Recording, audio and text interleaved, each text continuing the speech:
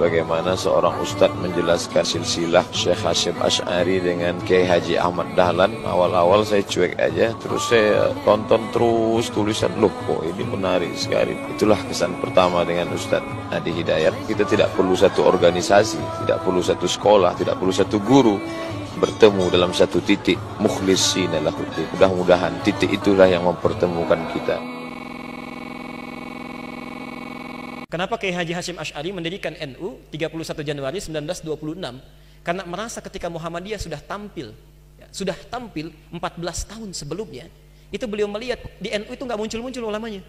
Asy'ari dengan pendiri Muhammadiyah, Muhammad Darwish, itu satu keluarga, satu saudara yang sama, bahkan ngajinya sama-sama, itu di Semarang, di Kiai Haji Soleh Darat.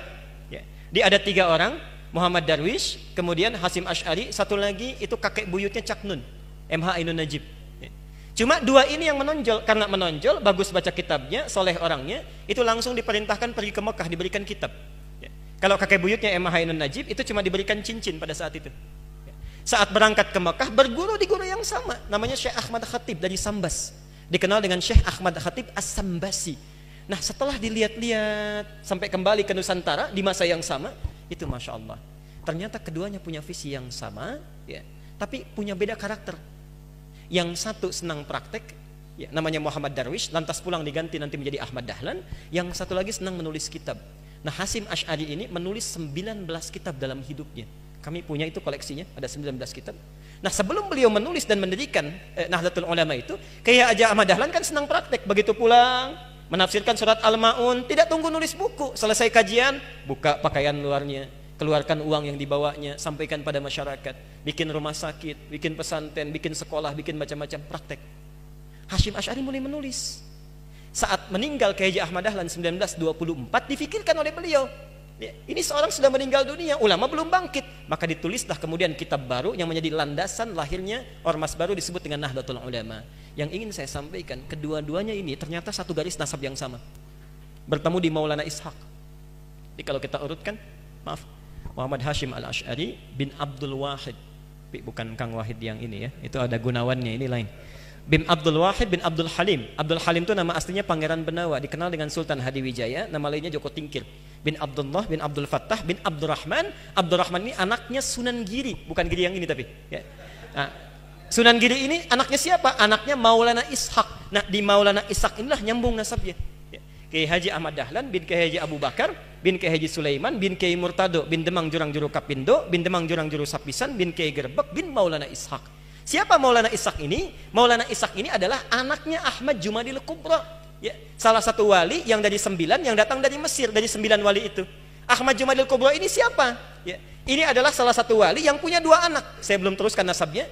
Anak pertamanya dibawa ke Nusantara, namanya Maulana Ishaq, melahirkan 2 ulama tadi. Anak keduanya lahir di Mesir, bernama Syarif Abdullah. Nah, nanti Syarif Abdullah inilah yang akan bertemu dengan salah satu anaknya Prabu Siliwangi.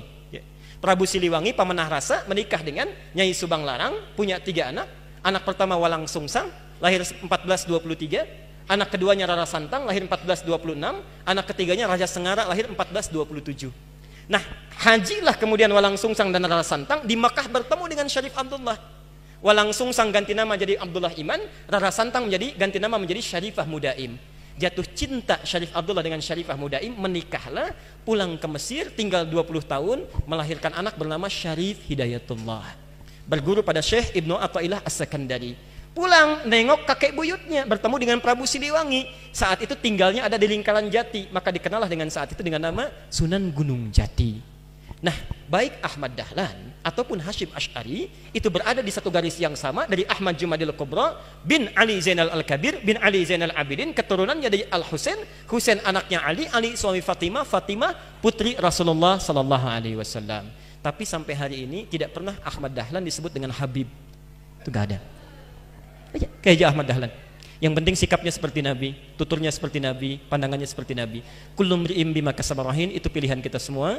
Mudah-mudahan pertemuan hari ini kita menjadi baik seluruhnya. Kita bermohon pada Allah Subhanahu wa taala seluruh para asatidzah, dai-dai, para ulama kita, terkhusus Ustaz Abdul Somad dijaga oleh Allah Subhanahu wa taala dan bisa memberikan pencerahan kepada masyarakat Indonesia khususnya tentang wawasan-wawasan keislaman yang luas yang dengan izin Allah Subhanahu wa taala itu semua bisa menghadirkan kenyamanan dalam beribadah, ketentraman bagi hubungan antar masyarakat, dan yang paling kita harapkan dengan itu semua masyarakat Indonesia akan lebih beragamis, dekat dengan Allah, bisa memaksimalkan nilai-nilai keislaman dalam kehidupan. Assalamualaikum warahmatullahi wabarakatuh.